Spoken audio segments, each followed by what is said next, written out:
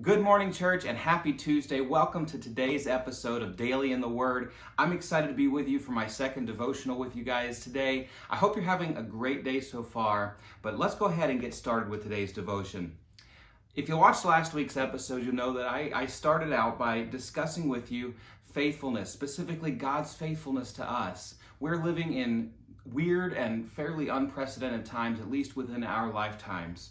And while it's kind of hard to wrap our minds around that sometimes and to understand what's going on, we discussed how faithful God is, even in the midst of these weird and uncertain and scary times. Specifically last week, we looked at how God's faithfulness is revealed in His Word, how He has promised to take care of us, to be there for us, to provide for our needs, and we can rest assured that He will do that because His character will not allow Him to do anything but be faithful. Well, today I'd like to continue talking about God's faithfulness, and specifically I'd like to look at how God's faithfulness is revealed in creation. If you look around you, I can't understand how some people, the world, can look at creation and not automatically think, wow, there must be a creator of all of this. I can't imagine having an evolutionary mindset or an agnostic mindset and looking around at all of this thinking, yep, this happened by chance. It makes sense. This all just kind of happened from a big bang or whatever the case might be, whatever position that they take. As a Christian, I cannot understand that because when I look around at creation, at all of the things that God created. Back in Genesis, we have the whole story of creation, the 6 days of creation. Of course, the seventh day He rested. But even since then, through the natural processes that God put into play back then, we have seen this planet change over and over again in so many different ways. And it is such a beautiful and awe-inspiring place. But specifically, as we think about how God's faithfulness is revealed in creation, let's think about this for just a minute. His faithfulness is revealed in the consistency of the seasons. It's the very end of March now. In fact, as you're watching it, it's the very last day of March. And which means it's spring. We're transitioning from March into April, and this time of the year, the buds are starting to come out on the trees, which are signaling that spring is beginning, and the grass is starting to green up. I'm already looking at my yard thinking, boy, I'm going to have to mow here pretty soon, which is both exciting and a little bit mind-blowing at the same time. I can't believe it's already time to start mowing our lawns again. But then we also see the flowers starting to bud. The daffodils and the tulips are starting to come out, and the leaves are starting to bud out on the trees. If you have any flowering trees like a pear or a cherry or a crabapple, they might be starting to get those blossoms on them. I traveled to Maryland just a few weeks ago to visit my mother for her birthday, and out there in Maryland, even a few weeks ago, their cherry trees are already in full bloom, even then. Ours are just a little behind that. We're a little cooler here, but we're looking forward to that. Here in just a few days or maybe a couple of weeks, our trees will be in full bloom. And it's this time of the year that the farmers are starting to get ready to plant. They're going to start tilling up their fields and laying down the seed, and before long, we're going to start seeing those beans and the corn start to sprout up and the fields start to turn green.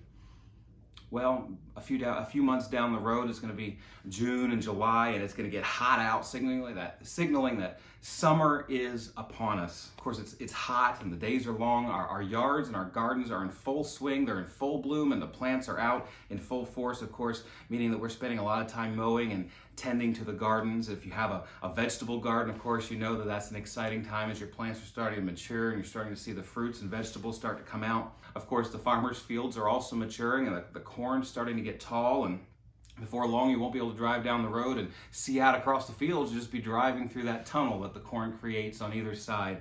It's an exciting time. Of course, our children spend the evenings playing outside and maybe playing with sprinklers or garden hoses. Summer is a great time. Well, after summer, of course, comes what? It comes fall. Around October, November of each year, we start to count on the weather turning cooler. Of course, the trees are going to start changing beautiful colors, the reds and yellows and oranges, and just a little after that, they'll start to turn brown and drop their leaves altogether. Of course, by then, the farmers will have harvested their fields and their crops will all be in. And then, not long after that, the days are getting very short. December and January are upon us. The days are short and cold. Some of us find it a little bit depressing because the sky is gray for days and weeks on end. Ponds and the streams are frozen over. It's going to snow from time to time. Kids, of course, are looking forward to those school cancellations. But we can count on, very shortly after that, March and April are going to roll around and springtime is going to start again. We can count on this because the seasons happen year after year. I love the spring. Right now is my favorite time of year, as everything's coming back to life. Some of you love the fall because it's the time of the beautiful colors. There are some that much prefer summer. They don't have to worry about things dying. They don't have to worry about all the work that happens in the spring or the rain. They love the summer because they get to be outside working in the yard or going to the beach. There's a few of you that even like the winter with all the snow and the cold. There's a few of you that do. But you know what? It doesn't matter what our favorite season of the year is. We can count on day in, day out, year after year, God's faithfulness is revealed in his creation because the seasons continue to happen on their cycle predictably every year.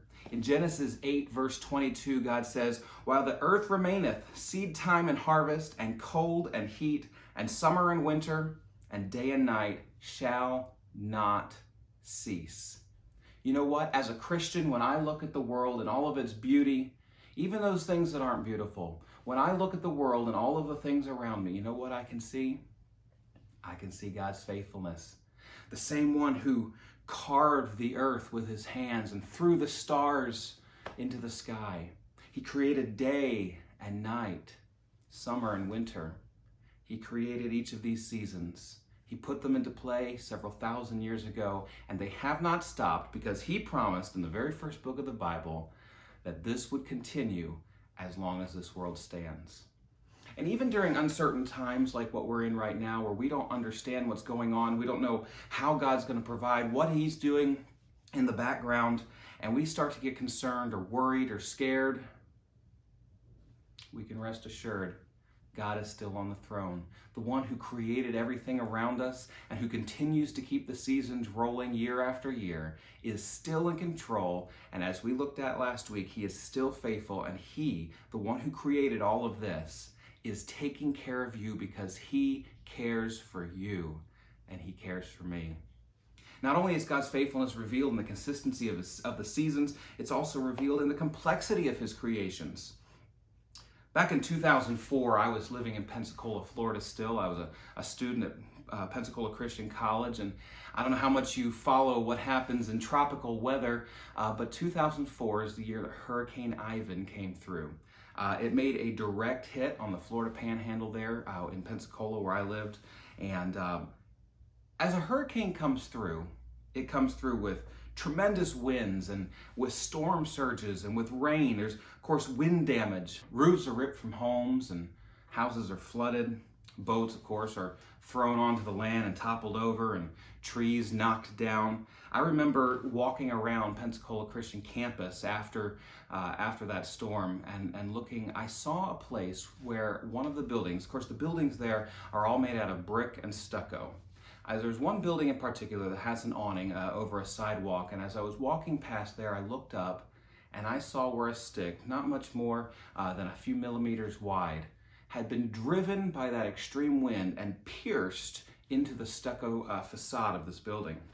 It blew my mind how in the midst of a storm, something as small and insignificant as a stick that I could have broken with my hands, it was so powerful, driven by that wind, it was able to actually pierce that building. But you know, there's something else that's very interesting about walking around after a hurricane. Even amidst all of the destruction where trees are knocked down, I remember seeing trees fallen on cars and roofs caved in of cars and, of course, roofs ripped off of houses and so much destruction. And yet, even amidst all of that destruction, you could walk around and you could still see leaves attached to trees. How in the world does that happen?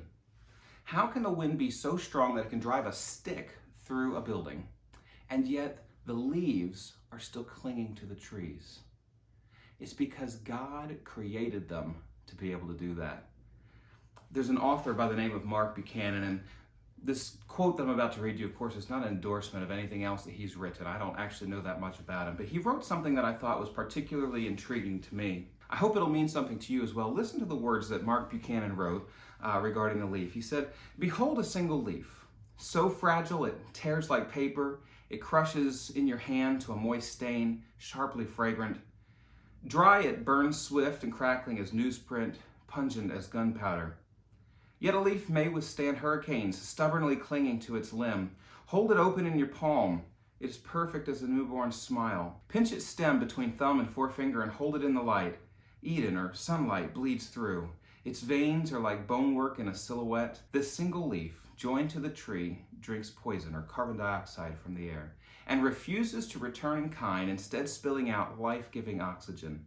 This leaf tilts to catch the sun, its warmth and radiance, to distill the heat and light down to the shadows, down to the roots, back up to the limb, to feed you and me, a leaf. God makes these season after season, one after another, billions upon billions, from the garden to the New Jerusalem, most for no eye but his own.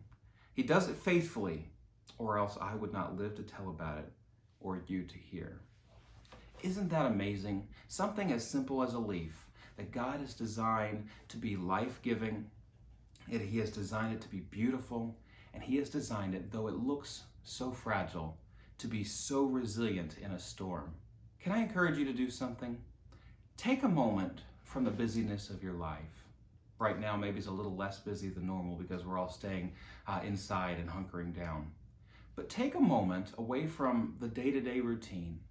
Take a moment away from social media or the TV. Take a moment to walk around in your yard or take a walk in a park. Look around you. Look at life beginning to spring forth as we're now in spring and the grass and the trees and the flowers are all blooming. Find a leaf and take a look at it. Find a flower and look at how delicate the petals are.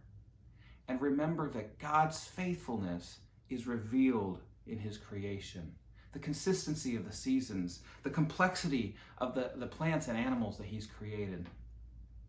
And then as you look at all of that, not only marvel in his handiwork, but remember that that same faithful God who built and designed all of that, that same faithful God who keeps the process going year after year, is the same faithful God that loves you, that cares about you, and he will take care of you.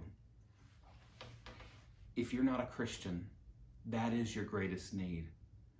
I would love the opportunity to speak with you and show you from the gospel how you can be saved. You can, of course, reach out to me or any of our other pastors, and we would be delighted to take the opportunity to share the gospel with you so that you can know the same Creator who is so faithful to take care of us. But if you're already a Christian, and I trust most of you watching probably are, if you're already a Christian, do not be concerned. Do not be worried. Do not be consumed by the fear of the unknown. Rest assured knowing that God is taking care of you. God created it all, and he has it all in his hands. 1 Peter 5, verse 7 says, "Casting all your care upon him, for he careth for you." I hope this is an encouragement to you. We've now looked at how God's faithfulness is revealed in his word last week, and this week, of course, we looked at how God's faithfulness is revealed in his creation. And next week, I plan to look at how God's faithfulness is revealed in our lives. So I hope you'll plan to watch next week as well. But as you go about your day, look to him, trust in him, and know that he is faithful and he is taking care of you. Have a great Tuesday. We'll see you in the next Daily in the Word.